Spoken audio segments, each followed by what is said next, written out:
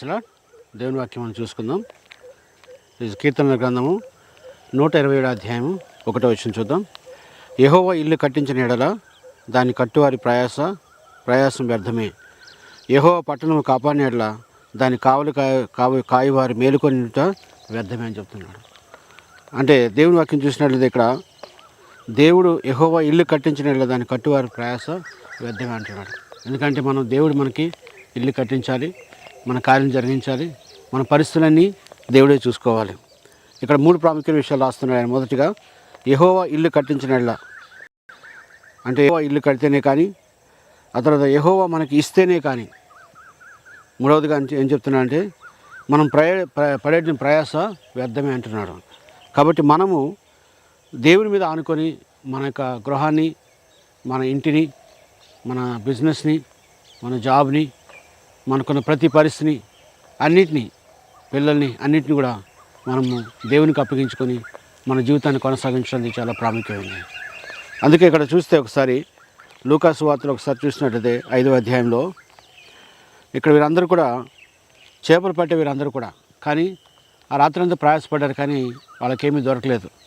అంటే అక్కడ మనం చూసినట్లయితే ప్రాముఖ్యంగా అక్కడ మనకున్న స్కిల్ కానీ, నాలెడ్జ్ కానీ, లేకపోతే మనకున్నటువంటి ఏ అనుభవం కానీ అక్కడ పనిచేయదు. కొన్నిసార్లు మనం డిస్కరేజ్ చేస్తుంది. కానీ ఇక్కడ చూసినట్లయితే దేవుని మాట మాత్రం కాదండి. ఎప్పటికీ దేవుని మాట మనల్ని ఎప్పుడు నిరాశపరచదు. దేవుని మాట ఎప్పుడు కూడా మనల్ని ప్రోత్సహిస్తుంది, నడిపిస్తుంది, మన జీవితంలో గొప్ప కార్యం జరిగిస్తుంది. కాబట్టి ఇక్కడ అంటున్నాడు, చూద్దాము. నీవు ధోనిను లోతును నడిపించి చేపలు పట్టుకు నీ బల్ల వేయడని సీమోనుతో చెప్పగా, సీమోన్ అంటున్న ప్రాముఖ్యమైన మాటని ఇక్కడ, సీమోన్ ఏలినవాడ, రాత్రంతా మేము ప్రయాసపడతాము కానీ మాకేమీ దొరకలేదు అంటున్నాడు. రాత్రంతా ప్రయాసపడ్డారు. వాళ్ళేమి కొత్తవారు కాదు, వాళ్ళు చేపలు పట్టడంలో మంచి నిష్ణాత కలవారు. అటువంటి వారు కూడా రాత్రంతా ప్రయాసపడ్డారు, కానీ వాళ్ళకి దొరకలేదు. అయితే ఆయనను నీ మాట చొప్పున వాళ్ళు వేతమని ఆయన చెప్పాను. ఆయన ఒక మాట చెప్పాడు, ఏంటంటే మీ మాట చొప్పున నేను వెళ్తానని, ముందుకెళ్తానని చెప్పి ఆయన దేవునికి అప్పగించుకున్నాడు. అందుకనే కానీ దేవుని వాక్యం ఏం చేస్తుందంటే, యెహోవా ఇల్లు కట్టించిన ఎడల దాన్ని కట్టువారి ప్రయాస వ్యర్థమే, దాన్ని కట్టువారి ప్రయాస వ్యర్థమే అంటున్నాడు. యెహోవా పట్టణము కాపాడిన ఎడల దాన్ని కాయవారి మేలుకొనిట వ్యర్థమే అని చెప్తున్నాడు. కాబట్టి మన జీవితంలో మనం దేవుని మీద ఆధారపడటం చాలా ప్రాముఖ్యమైనది. మనందరం కూడా మన ప్రయాస వ్యర్థం కాకుండా అంటే మనం దేవునికి అప్పగించుకోవాలి, దేవుని మీద ఆధారపడాలి. అది చాలా ప్రాముఖ్యమైనది. వారి జీవితంలో వాళ్ళకున్నటువంటి జీవితం కానీ, హెల్త్ కానీ, అదేవిధంగా బలం కానీ అన్నీ కూడా దేవుని దగ్గర నుంచి వస్తుంది. దేవునికి అప్పగించుకోవాలి, దేవుడే మన కృప చూపించాలి. దేవుని కార్యం మన జీవితం జరగడానికి మనం దేవునికి అప్పగించుకోవాలి. మరొకసారి దేవునికి అప్పగించుకునేది చాలా ప్రాముఖ్యమైనది. చూద్దాం కీర్తనల గ్రంథము 83వ అధ్యాయము చూద్దాం. కీర్తనల గ్రంథం 83వ అధ్యాయము 18వ వచనం ఒకసారి చూద్దాం.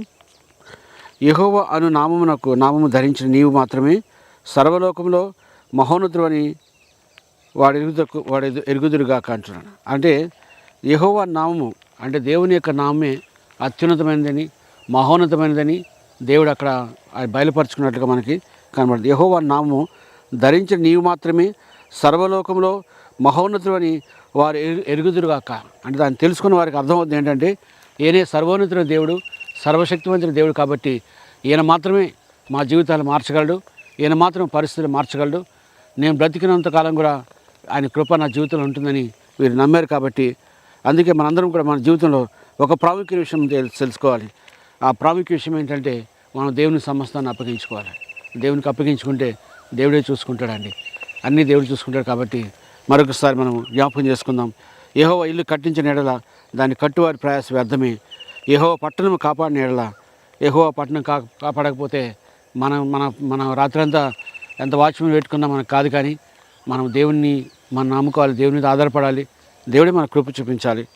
అంత మాత్రం కాదు, కానీ దాన్ని కాయవారి మేలుకొనిట వ్యర్థమే అంటున్నాడు. కాబట్టి మన జీవితంలో అన్నీ దేవునికి అప్పగించుకోవాలి, దేవుని మీద ఆధారపడాలి. దేవా, నా జీవితంలో నా పరిస్థితి నీవు కడితేనే కానీ నేను ఇది కట్టలేను ప్రభా, నీవు నాకు ఇస్తేనే కానీ నేను చేసుకోలేను ప్రభా. కాబట్టి నా జీవితంలో నా ప్రయాస వ్యర్థం కాకూడదు, అది మరి దేవునికి ఆశీర్వాదకరంగా ఉండాలి. మరొకసారి అది నా జీవితంలో ఆశీర్వాదకరంగా ఉండాలని మరొకసారి మనం ప్రార్థన చేసుకుంటే తప్పకుండా దేవుడు మన జీవితంలో కార్యం జరిగిస్తానని చెప్పి దేవుని వాక్యం తెలియజేస్తుందండి. మరొకసారి దినము దేవునికి అప్పగించుకుందాం. ఈ రోజంతా దేవుడు మనకి కృపద ఇచ్చేలాగిన మరొకసారి దేవునికి అప్పగించుకొని అన్నీ దేవునికి అప్పగించుకొని దేవుని నామములో మనందరం జరిగిద్దాం. ప్రార్థన చేసుకుందాం. మహోన్నతుడా మీకే స్తోత్రం చెల్లిస్తున్నాను ప్రభా. దేవ మరొకసారి మాట జ్ఞాపకం చేసుకున్న కీర్తన గ్రంథం 127 అధ్యాయం 1 వచ్చిన ప్రకారంగా ప్రభా, యెహోవా ఇల్లు కట్టించిన ఎడల మరోసారి ప్రభా మేము ప్రభా వ్యర్థమని మరొకసారి తండ్రి మీరు కాపాడితేనే కానీ మా కృప లేదని ప్రభా మరొకసారి మేము ప్రార్థిస్తున్నాం తండ్రి. మా జీవితం అంతా ప్రభా మీకు అప్పగిస్తున్నాం ప్రభా.